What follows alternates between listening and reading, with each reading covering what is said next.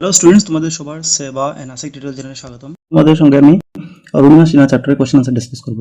এর আগে চ্যাপ্টারটা এক্সপ্লেন করে রেখেছি, তোমরা ক্লাস 10 বেঙ্গলি প্লেলিস্ট ফলো করবে, সেখানে প্রত্যেকটা চ্যাপ্টার এক্সপ্লেনেশন আর কোশ্চেন আনসার দেওয়া আছে। সো দেখো কোশ্চেন আনসারগুলো আমরা ডিসকাস করা আরম্ভ করি। প্রথম কোশ্চেন হচ্ছে, অরুণিমা রেলগাড়িতে চড়ে কোথায় যাচ্ছিল? তো লখনৌ থেকে দিল্লি যাচ্ছিল। মানে তোমরা আনসারটা পুরো লিখবে, আমি তো শর্টকাটে লিখেছি, তোমরা লেখার সময় এরকম লিখবে যে অরুণিমা রেলগাড়িতে চড়ে লখনৌ থেকে দিল্লি যাচ্ছিল। ঠিক আছে, অবশ্য পার্টটা যদি তোমরা পড়ে নাও তোমাদের জন্য আরো ভালো হবে, কারণ এই পার্টে যদি এক্সট্রা কোশ্চেন থাকে, বেশি মার্ক থাকে না, আমি দেখেছি মেট্রিকে 2 থেকে 3 মার্কই ম্যাক্সিমাম থাকে, তো এই হিসাবেই আমরা উত্তরগুলো শিখবো। ঠিক আছে, দীর্ঘ উত্তরগুলো আমি দুইভাবে লিখেছি, তোমাদের দেখাবো আগে গিয়ে, তোমরা যেটা সুবিধা হবে এটা শিখে নিবে। সো এটা পার্টটা তোমরা একবার নিশ্চয়ই দেখে নিবে, সুবিধা হবে তোমাদের। ঠিক আছে, সো দেখো প্রশ্নগুলো, এটা বইয়ের প্রশ্নগুলো করছি আমরা। অনির্বাণ কোথায় যাচ্ছিল? তো লখনৌ থেকে দিল্লি যাচ্ছিল। এরপর অরুণিমার বয়স কত ছিল? তো এটা হবে 26 বছর ছিল। পুরা লিখবে, অরুণিমার বয়স ছিল 26 বছর। এরপরে অরুণিমা কোন খেলায় পারদর্শী ছিল? তো এটা হবে অরুণিমা ভলিবল খেলায় পারদর্শী ছিল। কখন অরুণিমার হিমালয় শিখরে ওঠার স্বপ্ন তীব্র হয়ে উঠেছিল?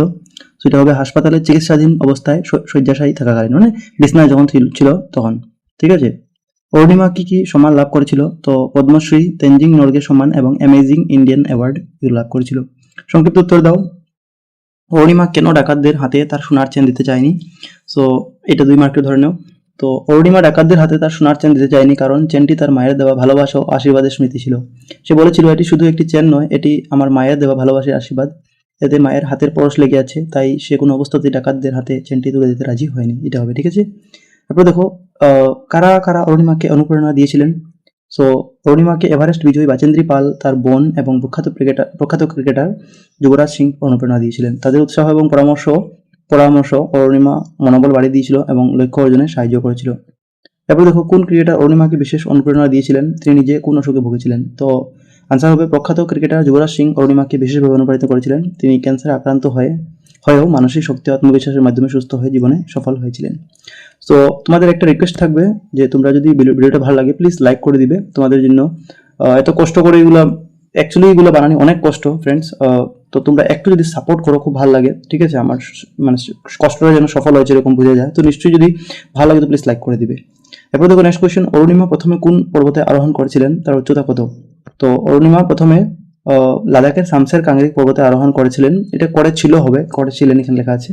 তো পর্বতটির উচ্চতা ছিল 21,718 ফুট। এই সাফল্য তাকে পরবর্তীতে মাউন্ট এভারেস্ট জয়ের জন্য আরো আত্মবিশ্বাসী করে তোলে। এরপর দেখো স্টিফেন হকিংকে তার অসুবিধা কি ছিল? তো স্টিফেন হকিং ছিলেন একজন বিশ্ববিখ্যাত বিজ্ঞানী। তিনি শারীরিকভাবে অক্ষম ছিলেন, কিন্তু নিজের অসাধারণ মেধা, অধ্যবসায় ও আত্মবিশ্বাসের মাধ্যমে বিশ্বজুড়ে খ্যাতি অর্জন করেছিলেন। এরপর দেখো দীর্ঘ উত্তর লেখো। এখন দেখো এই পাঠের আমি দেখেছি যেটা 3 মার্ক পর্যন্ত থাকতে পারে ম্যাক্সিমাম, যেটা সংক্ষিপ্ত উত্তর বলতে পারো। তো দীর্ঘ উত্তর তো জেনারেলি দেখা গেছে না, কিন্তু যদি দেখা যায় তো তোমাদের আমি অথবা দিয়ে লিখে দিয়েছি, তোমার যেটা সুবিধা পারো। ছোটটা পড়লে অ্যাটলিস্ট লিখে আসবে, 2-3 মার্কের জন্য তোমরা পড়তে পারো, এটা আরামসে 3 মার্ক তো দিবেই তোমাকে এটা লিখলে। কিন্তু যদি 4 বা 5 মার্ক থাকে তখন তোমরা এটা একটু বড় আছে, তো যেটা তোমাদের সুবিধা শিখতে সেইটা তোমরা শিখে নিতে পারো। ঠিক আছে, মানে আমি যদি বলি এখানে প্রথম যেটা উত্তর বলছিলাম এটার থেকে এটা পর্যন্ত লিখেছি, এরপর অথবা দিয়ে যেটা বড় করে লিখেছি এটা লিখেছি তোমাদের 2টা প্যারাগ্রাফে লিখেছি, মানে এখান থেকে এখানে এটা কিন্তু একই উত্তর আছে। ঠিক আছে, 2টা প্যারাগ্রাফে লিখেছি, যেটা বললাম 4-5 মার্ক যদি থাকে তখন। তো 4-5 মার্ক তো আশা করি থাকবে না চ্যাপ্টার থেকে, তো এই হিসাবে তোমরা এটা শিখলেও হবে। ঠিক আছে, পারলে যাদের সুবিধা বাংলা শিখতে হয়, যাদের সুবিধা তারা পড়ে নিবে, বাকি যারা পার্ট পড়েছে তারা তো বানিয়েও লিখতে পারবে। তরুণিমা কোন ঘটনায় পার হয়েছিল? তরুণিমা সিনহা লখনৌ থেকে দিল্লিগামী ট্রেনে যাচ্ছিল, আর সঙ্গে প্রশ্ন বলেছে এই ঘটনা কি তাকে লক্ষ্য থেকে বিচ্যুত করতে পেরেছিল? তো দেখো 2টা উত্তরের সঙ্গে লিখেছি। তো প্রথম হচ্ছে কোন ঘটনায় পা হারিয়েছিল? তো অরুণিমা সিনহা লখনৌ থেকে দিল্লিগামী ট্রেনে যাচ্ছিল, চলন্ত ট্রেনে ডাকাতরা তার সোনার চেন কেড়ে নিতে চাইলে সে দিতে অস্বীকার করে, তখন ডাকাতরা তাকে চলন্ত ট্রেন থেকে বাইরে ফেলে দেয়। অপর একটি ট্রেনের ধাক্কায় সে গুরুতরভাবে আহত হয় এবং একটি পা হারায়, পরে তাকে কৃত্রিম পা লাগানো হয়। এরপরে তাকে লক্ষ্য থেকে বিচ্যুত করেছিল। এই যে 2টা প্রশ্ন আছে, একটা তো এতটুকু গেল তোমার এখান থেকে এখন পর্যন্ত ছিল যে প্রথম প্রশ্নটা, এরপরটা ছিল এই ঘটনা কি তাকে লক্ষ্য থেকে বিচ্যুত করতে, এটা হবে।